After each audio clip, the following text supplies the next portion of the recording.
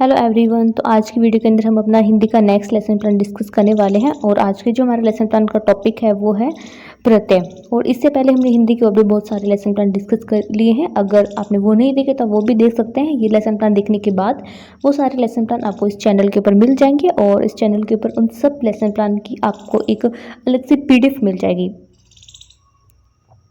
तो PDF अगर आपको किसी को चाहिए तो उसका जो लिंक है आपको मैं इस वीडियो के डिस्क्रिप्शन में दे दूंगी। वहाँ पे जो वेबसाइट है तो वहाँ पे आपको वो सारी PDF मैंने अपलोड कर दी। उस वेबसाइट से आप जो कि सारी PDF देख सकते हैं। तो लेसन प्लान बनाने के लिए सबसे पहले आपको जनरल इन्फॉर्मेशन लिखनी होती है। ये मैंने अपने पहले की जो वीडियोस हैं उनके अंदर अच्छे से डिटेल के अंदर एक्सप्लेन कर दिया है। तो यहाँ पर जो कि हम सिर्फ इसको ब्रीफ में ही देखेंगे। अगर आपको डिटेल्स देखनी है तो आप पहले वाली वीडियोस देख लें जहाँ पर मैंने सारे हिंदी के लेसन प्लान अपलोड किए हैं। वो सारी आपको जो कि उसकी अलग से प्लेलिस्ट भी मिल जाएगी। तो आप जाकर वो प्लेलिस्ट दे सकते हैं जहाँ पे हिंदी के सारे लेसन प्लान अपलोड किए गए हैं। तो इस तरह से आप पहले अपनी जनरल इन्फॉर्मेशन लिख देंगे। उसके बाद आपको यहाँ पे अपने उद्देश्य लिखने होते हैं कि ये जो आप सब्जेक्ट बच्चों को करा रहे हैं वो करवाने के पीछे आपका क्या एम है। जो हमारे उद्देश्य होते हैं वो दो तरह के होते हैं। पहले हमारे पास आते हैं सामान्य उद्देश्य और उसके बाद हमारे पास आते हैं विशिष्ट उद्देश्य। तो पहले हम यहाँ पर सामान्य उद्देश्य लिखेंगे। सामान्य उद्देश्य हमारे सब्जेक्ट से रिलेटेड होंगे कि आप जो सब्जेक्ट स्टूडेंट को करवा रहे हैं उसके पीछे करवाने का आपका क्या एम है। तो यहाँ पर हम सामान्य उद्देश्य लिख देंगे। फिर आता है विशिष्ट उद्देश्य। जो विशिष्ट उद्देश्य होते हैं वो हमारे टॉपिक से रिलेटेड होते हैं। तो हमारा जो आज का टॉपिक क्या है वो है प्रत्यय। तो ये टॉपिक करवाने के पीछे आपका क्या है, मैं इस टॉपिक से आप स्टूडेंट को क्या चीज़ सिखाना चाह रहे हैं। तो इस तरह से आप यहाँ पे चीज़ लिखें। जैसे कि फर्स्ट है ज्ञानात्मक, सेकंड है अर्थ ग्रहण, थर्ड है अभिव्यक्ति, साथ में इनके सामने आप लिखेंगे अपेक्षित व्यवहारगत परिवर्तन। फिर आते हैं रचनात्मक और उसके बाद आपके पास आते हैं कौशलात्मक। तो इस तरह से आप अपने उद्देश्य लिख देंगे। फिर आते हैं सहायक सामग्री। सहायक सामग्री में आप चौक, डस्टर, ब्लैक बोर्ड इस तरह के मटेरियल लिख सकते हैं अगर आपने क्लासरूम में इस तरह के मटेरियल यूज़ किए हैं तो। उसके बाद आप यहाँ पे शिक्षण विधि लिखेंगे, आपने कौन सी शिक्षण विधि का यहाँ पर यूज़ किया है। उसके बाद नेक्स्ट हमें लिखना होता है पूर्व ज्ञान। यहाँ पर जो कि हम स्टूडेंट की प्रीवियस नॉलेज को टेस्ट करेंगे, ये जानने के लिए कि इस टॉपिक के बारे में वो पहले से कितना जानते हैं। उसी की बेस के ऊपर हम अपना आगे का जो टॉपिक है वो स्टार्ट करेंगे। तो यहाँ पर हम 2 कॉलम बना लेंगे, हेडिंग डाल देंगे प्रस्तावना। फर्स्ट कॉलम होगा छात्र अध्यापिका क्रिया और सेकंड होगा विद्यार्थी क्रियाएं। छात्र अध्यापिका क्रिया के अंदर आप स्टूडेंट से कौन कौन से क्वेश्चंस पूछते हैं वो आप लिखेंगे और विद्यार्थी क्रिया के अंदर स्टूडेंट उन क्वेश्चंस का क्या आंसर देते हैं आपको वो लिखना होगा। जैसे कि यहाँ पर फर्स्ट टीचर क्वेश्चन पूछता है सामाजिक शब्द का मूल शब्द क्या होता है, तो बच्चे आंसर करते हैं समाज। उसके बाद सेकंड क्वेश्चन है सामाजिक पद का संधि विच्छेद क्या होता है, तो बच्चे कहते हैं समाज प्लस इक। फिर आते हैं नेक्स्ट हमारे पास उद्देश्य कथन। यहाँ पर क्या है, जो टीचर है वो अपने टॉपिक की अनाउंसमेंट करता है। वो बच्चों को कहता है कि आज जो क्या हम प्रत्यय के बारे में विस्तार से अध्ययन करेंगे। फिर नेक्स्ट हमारे पास आता है प्रस्तुतिकरण। प्रस्तुतिकरण के अंदर आप जो क्या है आप अपने टॉपिक से रिलेटेड कुछ इस तरह से जो क्या है वाक्य यहाँ पर लिख सकते हैं। स्टूडेंट को अपना टॉपिक करवाने से पहले यहाँ पर जो आपका टॉपिक है उसको आप डिटेल के अंदर एक्सप्लेन करना स्टार्ट करते हैं।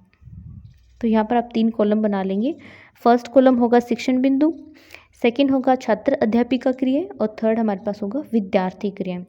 शिक्षण बिंदु के अंदर आप स्टूडेंट से जो भी टॉपिक आज उनको क्लास में करवा रहे हैं उस टॉपिक से जो भी आपके मेन पॉइंट्स होंगे वो आप यहाँ पर लिखेंगे।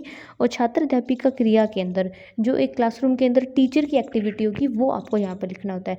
टीचर स्टूडेंट से कोई क्वेश्चंस पूछ रहा है या फिर जो टीचर है वो स्टूडेंट के किसी क्वेश्चन का आंसर दे रहा है तो वो आप यहाँ पर लिखेंगे। और विद्यार्थी क्रिया के अंदर स्टूडेंट आपके किसी क्वेश्चन का क्या आंसर दे रहे हैं वो आपको लिखना होता है। जिसके पहला हमारा शिक्षण बिंदु आता है ताजमहल एक ऐतिहासिक स्थल है। अब यहाँ पर टीचर जो क्या स्टूडेंट से कुछ क्वेश्चन पूछता है। जैसे कि फर्स्ट क्वेश्चन है प्रस्तुत वाक्य में रेखांकित शब्द क्या है, तो बच्चे आंसर करते हैं ऐतिहासिक, क्योंकि हमने यहाँ पर ऐतिहासिक वर्ड को क्या किया यहाँ पर अंडरलाइन किया। तो इसी तरह से आप अदर क्वेश्चंस भी इस तरह से स्टूडेंट से पूछते जाएंगे और स्टूडेंट उनका जो आंसर देंगे वो आप विद्यार्थी क्रिया वाले कॉलम के अंदर उसके सामने लिखते जाएंगे। आई होप आपको सारी चीज़ें अच्छे से समझ में आ रही है। किसी स्टूडेंट को कुछ भी डाउट है तो वो कमेंट करके पूछ सकता है। यहाँ पे हम लिखते हैं अमरनाथ एक धार्मिक स्थल है।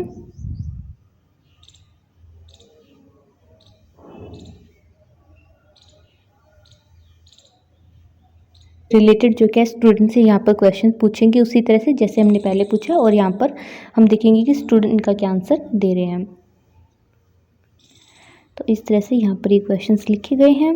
सामने उनका जो क्या आंसर लिखा गया। आप चाहें तो यहाँ से भी सेम यही क्वेश्चन स्टूडेंट से पूछ सकते हैं और उनका आंसर लिख सकते हैं, और आप चाहें तो इनमें कुछ चेंज करके भी यहाँ पर आप लिख सकते हैं।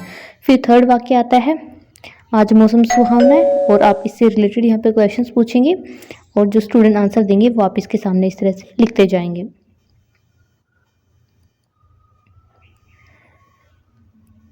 और आप देखेंगे कि स्टूडेंट आपके क्वेश्चन का क्या रिस्पॉन्स दे रहे हैं।